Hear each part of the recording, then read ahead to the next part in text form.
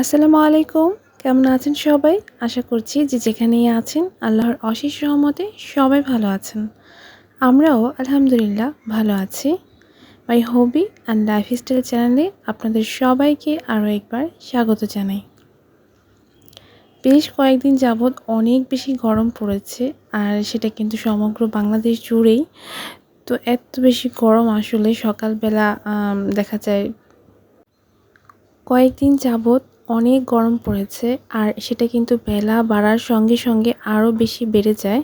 মানে অর্থাৎ রোদটা যখন একদম পুরোপুরি উঠে যায় তখন কিন্তু রোদের তীব্রতার কারণে গরমটা অনেক বেশি লাগে। তো যাই হোক, সকালবেলা চেষ্টা করি সকালের মধ্যে রান্নাগুলো কমপ্লিট করে ফেলার জন্য, না হলে কিন্তু এত রোদের মধ্যে গরমের মধ্যে রান্না করতে ইচ্ছে করে না। দুপুরবেলা অনেক বেশি খারাপ লাগে।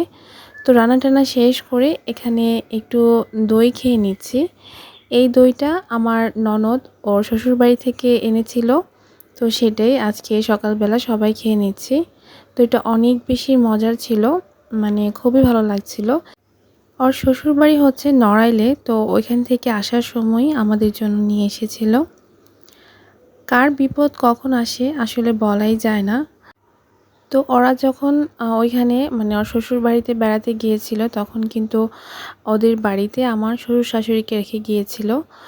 তো আমার শ্বশুর শাশুড়ি যখন আমাদের বাসায়, বলতে আমার শ্বশুর শাশুড়ি যে বাসায় থাকেন ওই বাসায় যখন আসছিল, ওই ফাঁকে একদম দিনের বেলাতে ডাকাত ঢুকে যা ছিল সব কিছু নিয়ে গেছে। বলতে ওদের যে টাকা পয়সা ছিল জমানো, তারপর মানে ঘরের ভিতরে ক্যাশ ক্যাপিটাল যা ছিল তা তো নিয়েই গেছে, সাথে স্বর্ণ অলংকার যা ছিল তাও নিয়ে গেছে।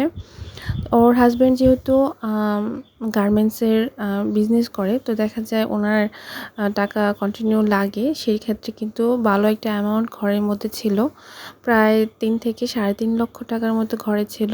তো সেগুলো তো নিয়েছে, মেয়েরা যা জমিয়েছে ব্যাংকের মধ্যে তাও নিয়েছে, আমার ননদ যা জমিয়েছে তাও নিয়েছে।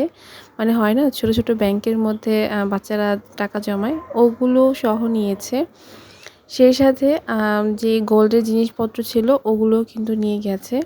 মানে কিছু রাখেনি, সব কিছু খুঁজে টুজে যা পেয়েছিল নেওয়ার মতো সব নিয়ে গেছে। এই ঘটনাটা কিন্তু একদম দুপুরবেলা হয়েছে, বলতে আমার শ্বশুর শাশুড়ি বাসায় খাওয়া দাওয়া করতে এসেছে, মানে ননদের বাসায় ছিল, রাত্রে ওইখানে ছিল। দুপুরবেলা বাসায় গোসল আর খাওয়া দাওয়া করতে এসেছিল, আর শ্বশুর নামাজে গিয়েছিল। তো এই ফাঁকের মধ্যে এই কাজটা হয়ে গিয়েছে। আসলে বিপদ কার কখন চলে আসে বলা যায় না। তো এই যে আপনাদের সঙ্গে একটু শেয়ার করলাম ভিডিও ক্লিপটা। এই সময় ওরা ছিল না বাসায়, ওদের আস্তে আস্তে মানে আজকে হয়েছে কালকে আসবে এরকম অবস্থা। তো আমার সাহেব গিয়েছিলেন, উনি একটু ভিডিও ক্লিপ করে রেখেছে আমার ননদকে পাঠানোর জন্য, সাথে আমিও দেখে নিয়েছি। এই যে দেখুন অবস্থা, যা ছিল সব কিছু বের করে একদম মানে কিছু রাখেনি, সব কিছু নিয়ে গেছে ঘরের মধ্যে যা ছিল। বলতে আসবাবপত্র তো কিছু নেয়নি, তবে স্বর্ণ অলংকার তারপর টাকা পয়সা যা ছিল সব কিছুই নিয়ে গেছে। তো এটাই আসলে বিপদের কোনো হাত পা নেই। তারপরে সবাইকে সতর্ক থাকা দরকার। এইসব টাকা পয়সা কিংবা স্বর্ণ অলংকার যাই থাকে না কেন, কোথাও গেলে ওগুলো সেফ জায়গায় রেখে যাওয়াটাই উত্তম। তো এখানে হচ্ছে আমি একটা ব্লকের ড্রেস করেছি, বেবি ড্রেস। তো সেখানে কিছু সিকোয়েন্সের কাজ করছি। এটা পুরোটার মধ্যেই হালকা একটু সিকোয়েন্সের কাজ হবে, আর বডির মধ্যে হালকা একটু সুতার কাজ করব। তো এটা এখন কমপ্লিট করে নিচ্ছি। আসলে বর্তমানে যে পরিস্থিতি, বেশিরভাগ জায়গায় কিন্তু দেখা যায় এই ধরনের ডাকাতি হয়, চুরি হয়। এই জিনিসটা আসলে অনেক বেশি খারাপ লাগে। দেখা যায় বিশেষ করে যারা ঈদের ছুটিতে বাসায় যায়, এটা টার্গেটই থাকে যে কার বাসায় ঢুকবে, কী চুরি করবে, এরকম। বিশেষ করে ঢাকা শহরের মধ্যে। এই জন্য যারা গ্রামের বাড়িতে যায় তাদের কিন্তু এই ধরনের সেফটিগুলো মেনটেন করে এরপর যাওয়া দরকার, যাতে করে কোনো ধরনের বড় ধরনের ক্ষয়ক্ষতির সম্মুখীন হতে না হয়।